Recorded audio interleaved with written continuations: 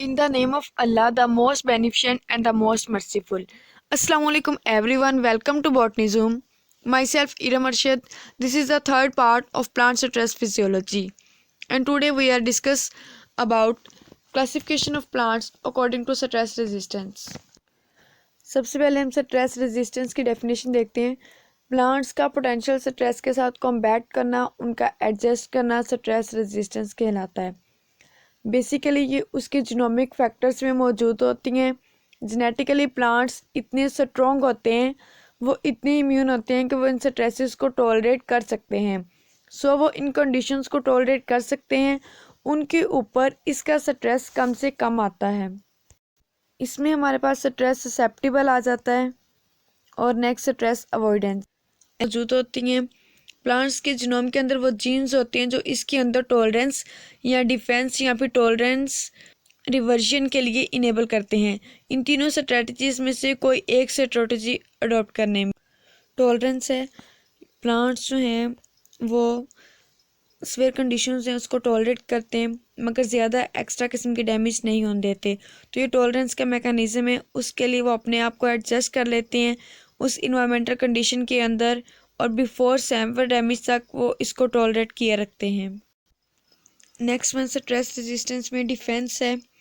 अगर मॉर्फोलॉजिकल देखा जाए, जैसे लीव्स हैं, ऑर्गेनिजम्स उस पर फीड करने आते हैं तो इसके ऊपर हेरी लाइक आउटग्रोथ क्रिएट हो जाते हैं, जिससे चिविंग इंसेक्ट्स इसके ऊपर अटैक नहीं कर पाते, उनके लिए वो खाना मुश्किल हो जाता है, या लीव्स की सरफेस आउट कर लेते हैं। या अगर पैथोजन का और फंगस वगैरह का अटैक होने का ख़तरा है तो लीव्स के ऊपर प्लांट्स कोटिंग कर देते हैं। वैक्स कोटिंग आना शुरू हो जाती है जो इन प्लांट्स के ऊपर फंगस के अटैक को रोकती है। इस तरह एबायोटिक स्ट्रेस है, उनके अकॉर्डिंग बहुत सारे मॉर्फोलॉजिकल करैक्टर्स हैं, वो मॉडिफाई कर लेते हैं प्लांट्स। वो अपनी रूट ग्रोथ को, अपनी लीफ ग्रोथ को इसके अकॉर्डिंग मैनेज कर लेते हैं। बहुत ज़्यादा हाई टेम्परेचर है तो वो ट्रांसपायरेशन को कम करने के लिए लीफ फोल्डिंग की तरफ चले जाते हैं, ताकि शॉर्ट ड्यूरेशन में डे टाइम में जो स्ट्रेस आनी होती है इसको अवॉइड किया जा सके। नेक्स्ट फिजियोलॉजिकल है।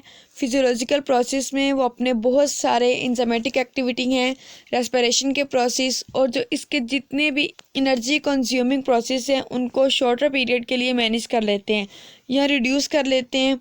तो इस तरह के मैकेनिज़्म डिवेल्प करने से प्लांट्स उन हार्श कंडीशंस में अपने आप को डिफेंड कर पाता है against different types of biotic stress and abiotic stress. Last one है हमारे पास रिवर्जन। रिवर्जन में है कि अगर तो कोई स्ट्रेस आ जाती है, जैसे आपको यहाँ पिक्चर में नज़र आ रहा है, अगर थोड़ी बहुत डैमेज आ जाती है तो प्लांट उसको रिकवर करता है, उसको रिपेयर करता है और वापस अपनी फॉर्म में आ जाता है। स्ट्रेस के इम्पैक्ट की वजह से वो सफ़र कर रहा है, विल्टिंग हो गई है, विल्टिंग से वो दोबारा से अपने आप को नॉर्मल कंडीशन में लेकर आना, उस डैमेज को रिकवर करना रिवर्जन कहलाता है। जैसे आपको इस पिक्चर में नज़र आ रहा है, एक प्लांट जो है वो विल्टिंग कंडीशन से वो वाटर इनटेक कर रहा है, मतलब अपने वाटर इनटेक को बढ़ा रहा है, उससे वो नॉर्मल कंडीशन में वापस आ रहा है और फाइनली जो है ये प्लांट अपनी नॉर्मल कंडीशन में वापस आ जाएगा। ये जो प्रोसेस है जिसमें प्लांट्स जो हैं वो अपने ओरिजिनल फॉर्म में आ जाते हैं, ना कि वो साइनेसिस में जाकर या एजिंग की तरफ जाकर उसकी डेथ काज हो, बल्कि उसको वापस रिवाइज किया जाए और वो अपनी ग्रोथ और रिप्रोडक्शन को कंटिन्यू कर सके। तो इस प्रोसेस को हम रिवर्जन कहते हैं। नेक्स्ट है हमारे पास स्ट्रेस ससेप्टिबल। बहुत सारे ऑर्गेनिजम्स जो हैं वो बायोटिक हों या एबायोटिक, वो प्लांट्स के ऊपर अपना इम्पैक्ट शो करते हैं। जब वो अपना अटैक करते हैं तो ससेप्टिबल स्पीशीज़ जो होती हैं वो इन स्ट्रेसेस के रिस्पॉन्स में अपनी ग्रोथ रोक लेती हैं।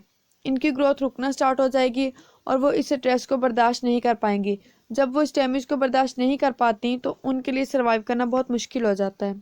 ऐसी कंडीशन में वो साइनेसिस की तरफ जाना स्टार्ट हो जाती हैं और अर्ली मैच्योरिटी की तरफ जाना शुरू कर देते हैं प्लांट्स, और वो अर्ली मैच्योरिटी उन्हें डेथ काज करने की तरफ लेकर जाती है।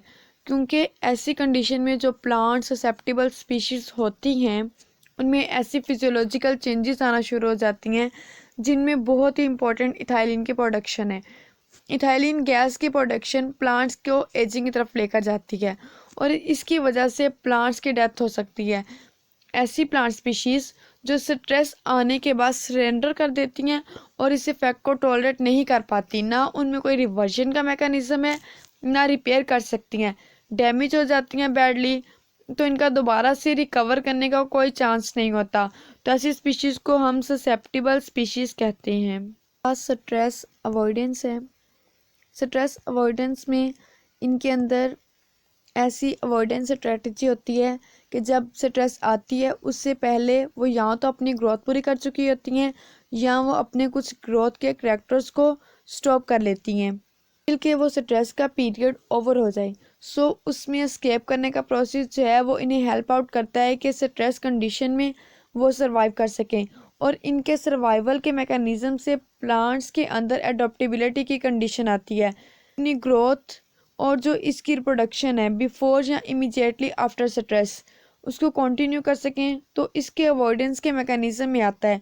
और इसके अलावा ये होता है कि कुछ फिजियोलॉजिकल चेंजेस लेकर आते हैं, कुछ वो अपने आउटग्रोथ जो हैं वो क्रिएट कर लेती हैं अपनी बॉडी पर, जिसमें वो अपने स्ट्रेस के एलिमेंट्स को खुद में रिड्यूस करने में हेल्प आउट करते हैं।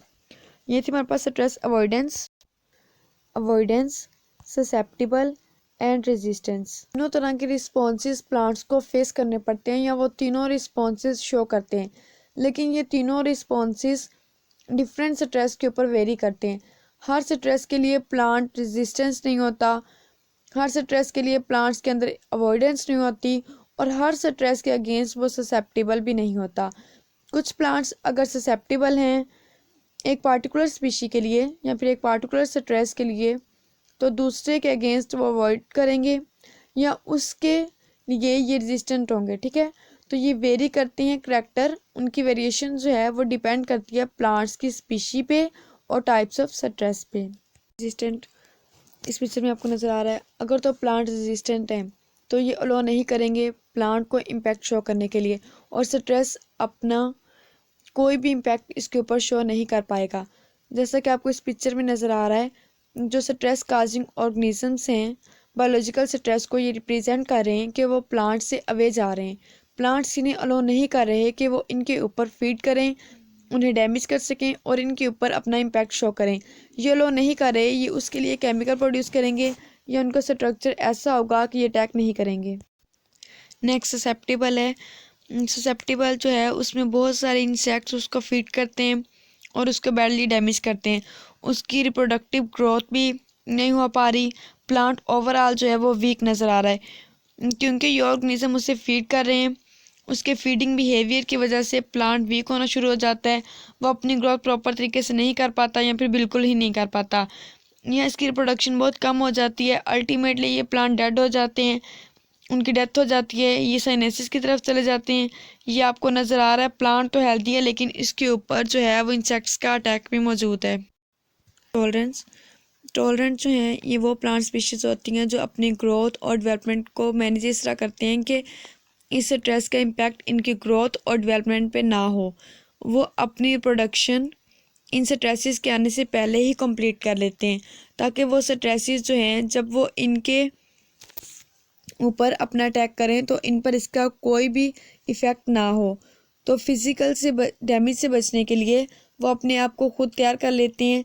इसके लिए वो अपनी ग्रोथ को अर्ली मैनेज कर लेते हैं, अपनी रिप्रोडक्टिव ग्रोथ को भी वो स्पीड अप कर लेते हैं ताकि स्ट्रेस के आने से पहले वो खुद को सर्वाइव कर सकें।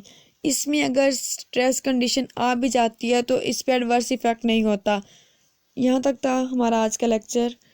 अगर किसी भी किस्म की कोई कन्फ्यूजन हो तो आप कमेंट बॉक्स में पूछ सकते हैं। So stay connected. Thank you and अल्लाह हाफिज़।